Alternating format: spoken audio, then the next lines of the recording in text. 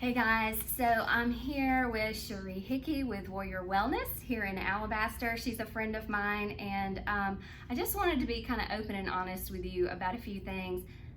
We all look through the Facebook feed and we see everybody's Christmas picture and their beautiful decorations, and all the kids are smiling and in their matching clothes and PJs, and we think everything is just jolly, when in fact, the holidays can be some of the toughest times of the year. If you struggle with, maybe you're struggling with grief or anxiety, stress, any of those things, depression, the holidays can be the most challenging. And so I just want to be authentic with you in that, it's not always easy getting through this time for whatever those stressors might be, and they're different for everybody. So Cherie is here with me. Like I said, she's here with Warrior Wellness. And she's just going to give us some tips on self-care or how to help others as well during this holiday season. So Cherie, thank you for talking with me today. I appreciate it. So what are some of the most common things that you see people struggle with during the holidays? Yeah, so a lot of times we see a lot of grief, we see a lot of loss. A lot of people that come in are struggling with, we like to have a good perspective on the holidays, but I think our perspective is where we're really struggling as a society right now. Things are very negative. There's a lot of hardship. There's a lot of financial issues. There is also, for some reason, we tend to remember all the negative. We tend to remember the loss. So loss becomes a huge part of the holidays. We remember the people who are not there instead of focusing on the ones that are. And so we see a lot of grief, Gotcha. And so let's say someone is dealing with grief. What are some of the best things they can do to manage through the holidays with their grief? So I will be honest with you, the dealing with grief at this point can be a little more difficult. I think it's something that we need to start preparing for several months in advance. Okay. If we've had a loss that year, or we've had some type of significant issue in that year, I think we really need to start preparing ahead of time. So when people talk about self-care, they talk about going and getting margaritas with the girls, or they talk about going to the beach, or they talk about taking a hot bath. All of those are very much self-care, but it's not a one-time thing. So if you notice, those things bring very short joy. Yeah. So they bring, correct. So they bring joy for the night, like having a night at home, watching a good Hallmark movie, reading a book, and taking a bath. Mm-hmm. That's a great night, and will help you that evening. And then the next day it all comes back. And so I think the biggest misunderstanding about self-care is that it's a one and done type thing. I think that it's something that has to be done daily. So establishing a routine ahead of time before the holidays come and hit. You need to establish a routine for your day so that you're not sitting with time thinking, or sitting with time being emotional. Like, there needs to be something that you have in place, a bath, a book. You need a devotional, some book that you're reading that's going to help improve your overall well-being for that day. So it sounds like whether it's grief or depression or anxiety, self-care, ongoing daily self-care seems to be one of the best ways to combat that. Yes. And kind of give us a little bit more detail about what you have seen to be some of the best, I'll say, rituals that people, or schedules that people stick with, that seem to be really helpful in self-care and dealing with stress. Just, you can be as generic as you like, but give us some good ideas. Well, nobody really likes this stuff. So okay. A lot of times when I start talking about self-care in session, people just huff and they sigh, and they're like, oh my God, you're gonna tell me to work out, right? And so, and that's the last thing you want to do when you're stressed out and you're frustrated, you're tired. People say, I don't have time, or I just didn't make time, or I'm too busy. And in the busyness, I think, is where we lose a sense of self-care and what we need, because we're not checking in with ourselves. And so taking time every day to check in with yourself and say, where is Leanne at? Where is Cherie at today? So am I meeting my needs? So we have areas of self-care we focus on: spiritual, emotion, physical. If I walk up to you at the grocery store, and you can do this with friends too, is if I walk up to you in the grocery store and I say, tell me how you are physically, what did you do today physically? What did you do today to take care of yourself physically? You should be able to be like, this is what I did. Yeah. What did you do today to take care of yourself spiritually? This is what I did. And if you can't, then you're not walking around with an awareness of where you are emotionally, mentally. And so the way that I describe self-care and self is balance.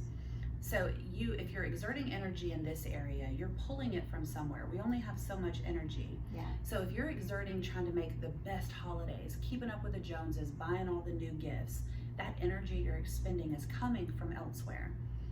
You have to know where it's coming from. You have to figure out where it's coming from, because then there's going to be a deficit that you have to repair and recover from. Yeah. And I don't mean months later when you're at the doctor saying, I need an antidepressant, I don't know what happened over the holidays. Right. I'm talking about that night where you say, where did I pull from today? Where is short?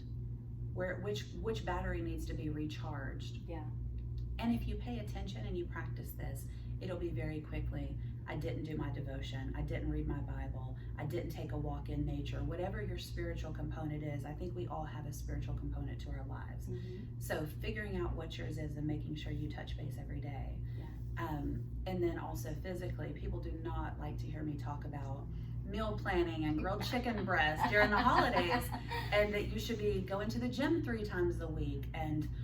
But I will be honest with you, it's one of the best things that you can, because it produces the natural happy chemicals that we need to actually get through our days. Yeah. And it's a natural way to do it. It's the same chemicals that you get from your Prozacs, your Lexapros, your Wellbutrins, your Zolofts. And it sounds so much better to me, at least, to think about taking or going to my exercise of choice is hot yoga. And so it's like one of the best like exercise highs I have ever experienced. And so yes, I can tell a difference like when I go and when I don't go, on how to handle real estate that day. For sure. Based on that. And I've gotten in the habit, you'll be proud of me, like I actually sleep in the clothes that I'm gonna wear to yoga.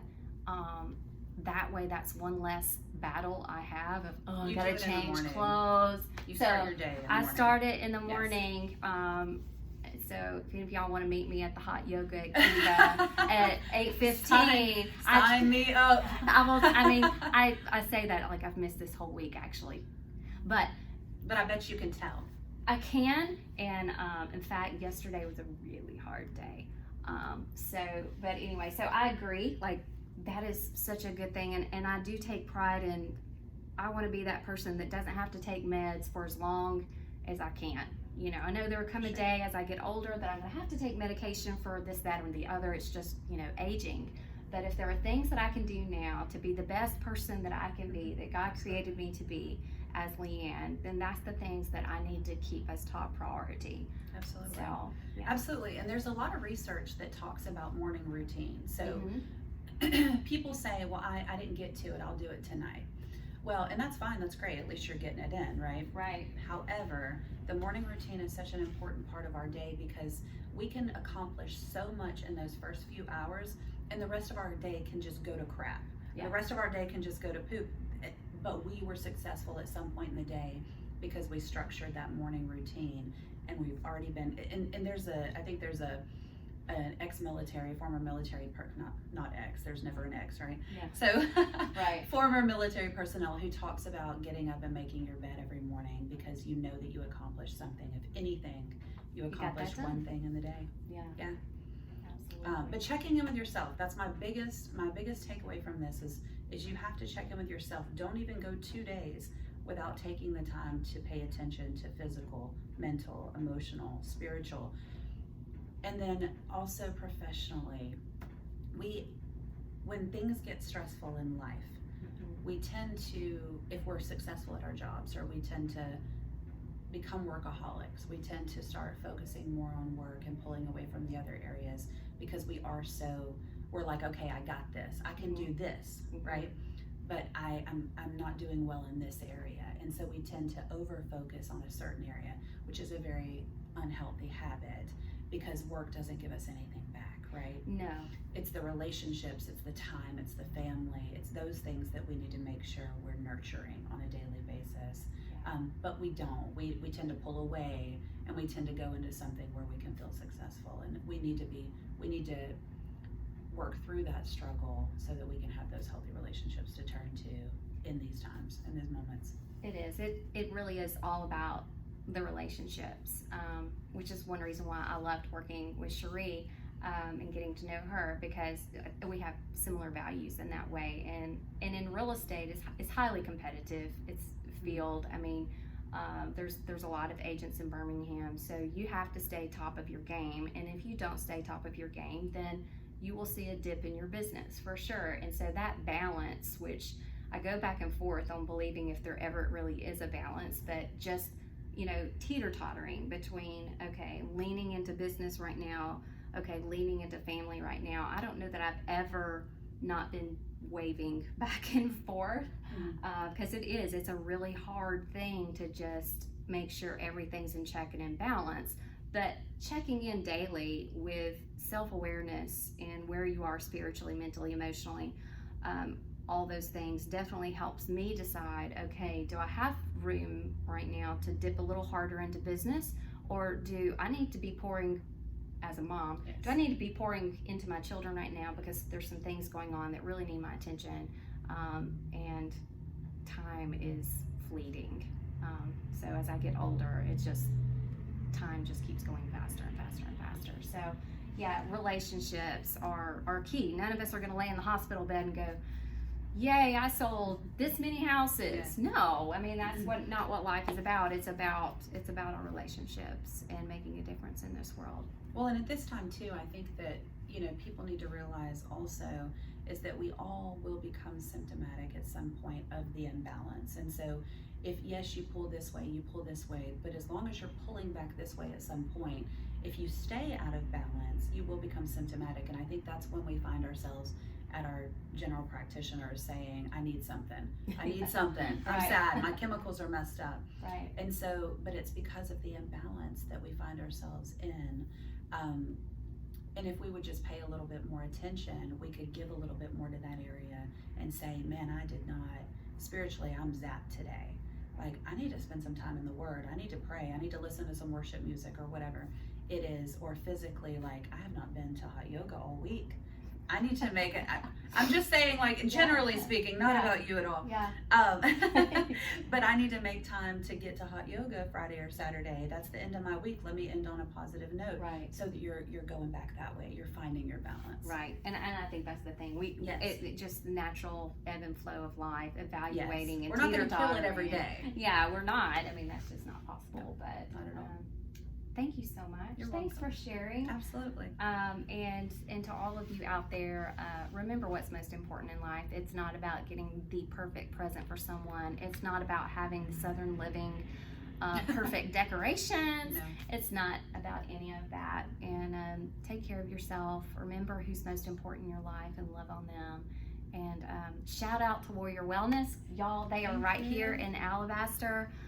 They have a wonderful reputation, so I would highly recommend them for any of your counseling needs that you might have, and please consider them if you're needing counseling services. Thanks again, Cherie. Absolutely. Appreciate you being Absolutely. here. And Thanks for taking time stopping out for by. me. Yeah. Yes. Thanks.